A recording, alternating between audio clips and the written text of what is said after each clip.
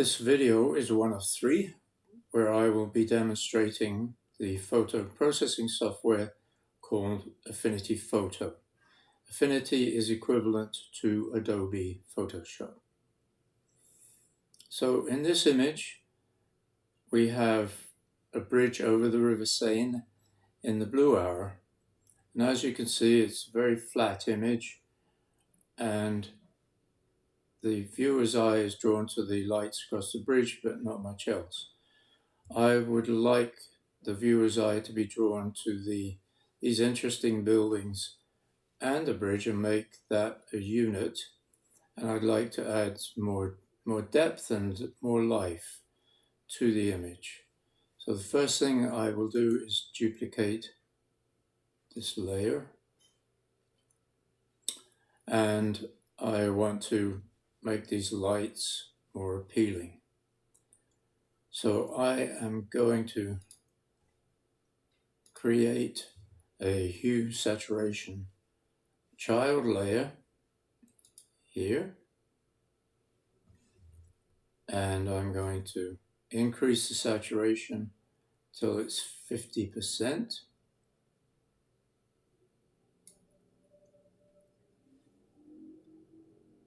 And by turning this on and off, you'll see what I've done. Now, I'm going to invert this layer. So I go to Layer, Invert, and now it's desaturated. So you'll see again, if I turn this off, that's what I started with. It's actually paler than it was.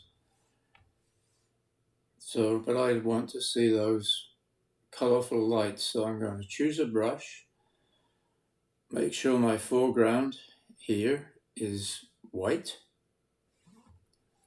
and I'm going to paint with the brush, and what that is doing is painting off this desaturated inverted layer and showing the saturated layer underneath, but it only shows it where I painted off. And so if I just paint off the lights, only the lights, and the surrounding area become a little more saturated. Do that with the bridge.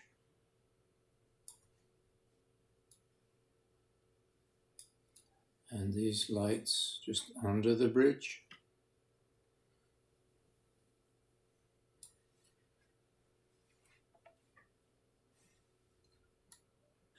I think that's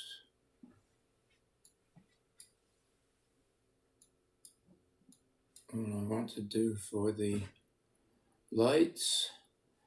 Those last three strokes didn't really work, did they? So I'm going to make the foreground black and just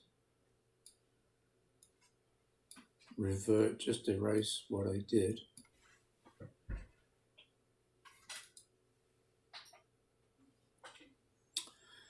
So this layer has been acting as a mask, and you can see little white areas there that I've painted off, but if you can't see them, I hit Control and click, the marching ants show the areas that I've painted.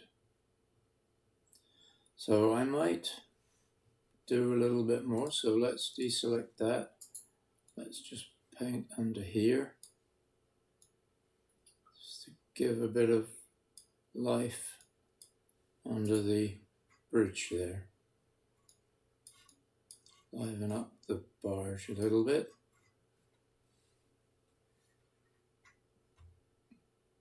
So that's, you can see what I've done. Now, because I saturated it and inverted the image, the rest of the image is very pale and desaturated. So I would like to bring that back to life a little bit. So I can do that by inverting this selection. selection, invert. Now I've selected everything that I did not paint. Now I can choose another hue saturation layer and just bring the rest of it back to life. And now deselect everything. So I've made it a little bit livelier, except there's one thing catches my eye. I don't like this red here, so I'm going to take the in-painting brush, choose this layer, brush over this light, and it's disappeared. Now the eye still is not drawn to these buildings, so I want to add some light and a bit of depth to these. So the way I'm going to do that is go to the Develop module, and I'm going to use some overlays. I want an elliptical overlay, and we'll start with this building. So the red shows where the overlay extends to. Don't want it on the bridge particularly. So now I go to the exposure and just increase that a little bit. And what that's a gradient. The overlay is a gradient. So it's brighter in the center and then it tails off to be the original darkness at the edges. That gives that object a little bit of depth. So I'd like to do it again.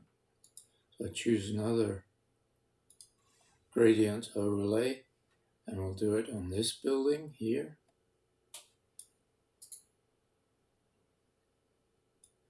Just move this over.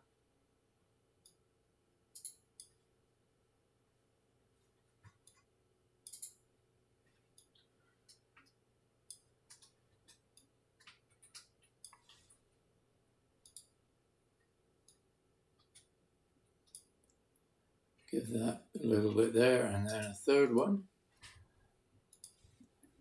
I'll put one on this building, a spherical one.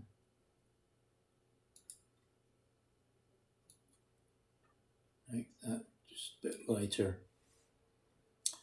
But there are parts of the other buildings that I think we could give more depth to by using a soft brush. So this is again an overlay. Going to set the hardness to 0. Going to make the brush edge aware so that it sticks pretty much to the outlines of the building, and make it smaller. So you can see here it's going to stick pretty well to the outlines of the building. So let's just try lightening this. Now this is not a gradient, so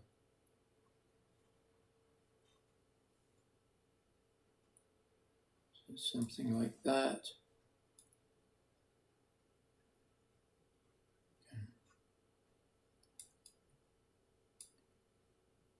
Add something there. Lighten this up.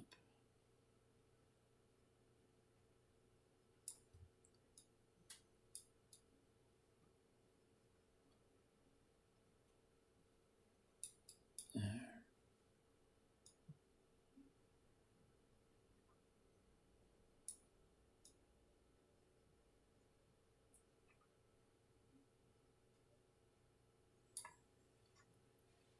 So that's revealing more of the details of the buildings and giving them some depth. Well, this tree is kind of dark, so let's lighten this up a bit. So down here,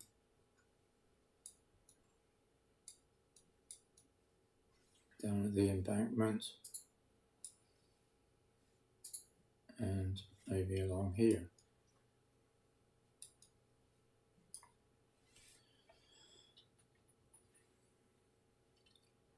Now the sky, I would like to use another overlay, but instead of an elliptical one, a linear one, to just darken the top of the sky. So instead of increasing the exposure, we'll decrease it.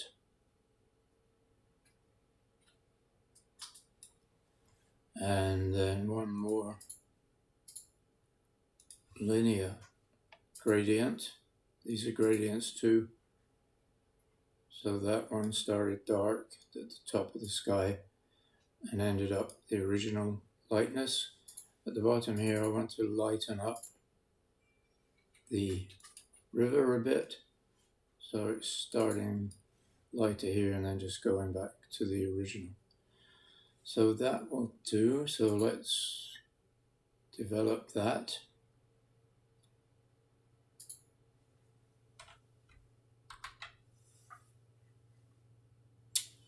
And now, as you can see, we can see much more of these buildings, and now they're more of a unit with the bridge, and the image is, the whole image is just more lively. So the last thing to do is to set the black points and the white points. I like to do it using the threshold adjustment filter. I do not want it as a child, so I'm going to pull it up here. So now it's above the image layer. And the position of the cursor will change. These are pure whites, these are pure blacks. So if I'm looking for the black point, bring it down to the blacks, and these are my pure blacks. And that looks okay. So we'll label that black point.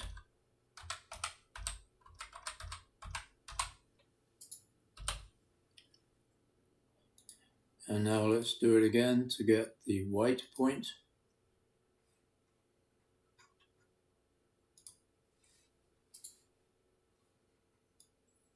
These are pure whites.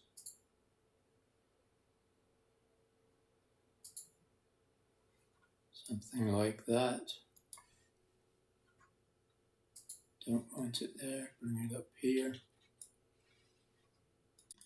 And there we are, that's the final image. Thank you for watching.